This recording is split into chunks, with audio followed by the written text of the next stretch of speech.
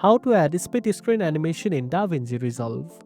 First of all, import the clips you want to use and place them on separate video tracks in the timeline. For example, one on video track 1 and the other on video track 2.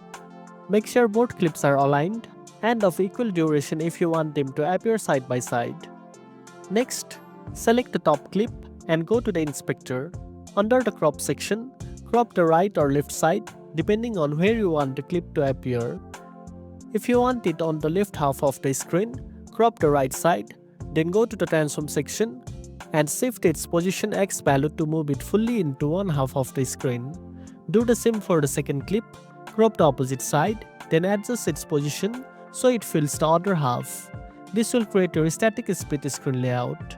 Now, for the animation part, go to the beginning of the timeline and enable keyframes for position, crop, zoom, rotation, angle, and even anchor point if needed. These allow you to animate various properties of the clip.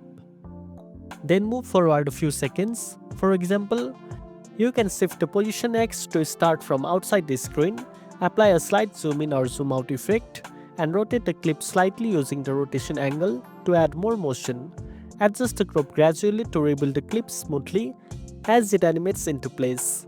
And that's it. Now you know how to add split screen animation in DaVinci Resolve. If you found this video helpful, don't forget to like, share, and subscribe for more tech tips. Thanks for watching, and I'll see you in the next one.